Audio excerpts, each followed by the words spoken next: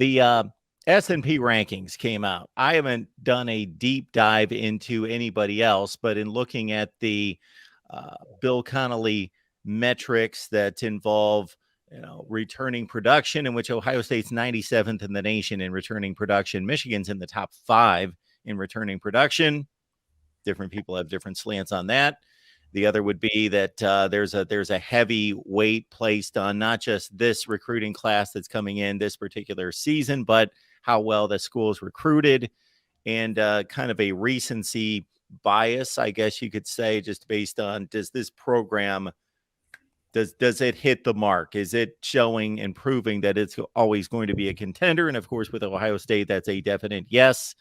And despite the loss at quarterback, the number 1 offense ranking in the country, Steve. Wow, that's interesting. I think they're assuming, obviously, that there's going to be a quarterback selected who can continue the outstanding play that Ohio State's had, and their offensive line is going to hold up. I think that's a big part of the issue for this team as well, as I look at it. So those are 2 huge aspects, obviously, but you can't look past the fact that you've got really good running backs, provided they can stay healthy, and you've got the best array of wide receivers of any team in the country. I think somebody, I don't know where or what team it is, but somebody somewhere may have put out a claim that somebody has the number 1 group of wide receivers, and it wasn't Ohio State. I saw that on our message board that somebody raised it, but I didn't get a chance to click on it to see who they were looking at. But to have Harrison and Abuka and not be number 1, and then throw in Fleming and whoever else, I don't know how that would work. But to me, what this team and this program has proven is they're not going to slip up. They're not going to lose to one of the, quote, lesser teams on their schedule, and they're vulnerable when they get into like versus like, obviously, against Michigan, against the likes of Georgia in the playoffs. So they're going to get there.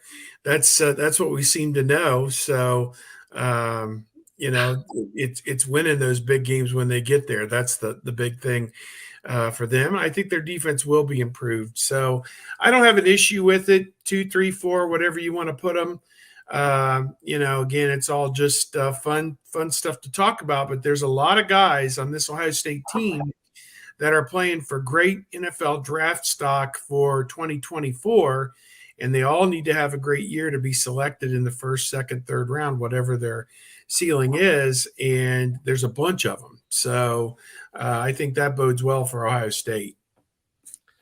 Yeah, there are a lot of metrics that are out there that I don't pay attention to. SP Plus is one that I do. Is our new puppy barks in the background. That's why I'm not up in my office. I'm down here playing babysitter to make sure that the puppy doesn't mess up the house too much. But back to the point, SP Plus is one of the metrics that I think that does a good job of predicting and breaking things down. And I haven't had a chance to look at the numbers to kind of see where some of the other like teams are and how that's broken down. But this Ohio State team, despite what a lot of fans may be saying, that this is a team that's poised to be a 10-2 team, maybe even a 9-3 team, I don't think they realize exactly what's coming back. And more importantly than that, they may be focused on what is gone from Ohio State, but they don't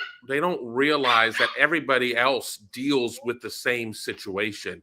It's not like Ohio State in losing C.J. Stroud and 3 offensive linemen and Zach Harrison, et cetera, is unique in that type of situation. Alabama's got big losses, losing Bryce Young, among others. Georgia losing Stetson Bennett, losing the Jalen Carter, losing Nolan Smith. Everybody's going to go through some of those situations. So SP Plus makes me feel like it's something that is a little bit more widely accepted as this is the criminal right here that I'm watching right now as she walks up to me. Well, she's a cutie. Yeah, it's there's a lot to unpack there, but I'm excited, and the best part about it is it means that we're talking about football and not the XFL necessarily, which starts this weekend. And I think this is version 3.0 for the XFL. Oof.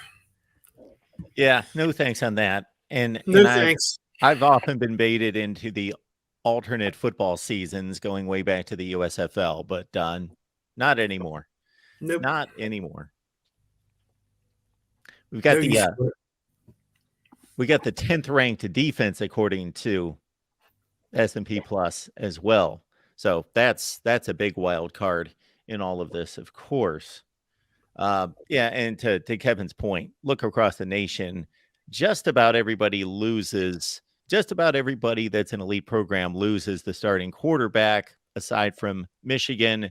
Pretty much everybody in the Pac-12. The Pac-12's got a lot of good quarterbacks coming back to their programs, but I don't know if those rosters are ready to compete for a national championship per se.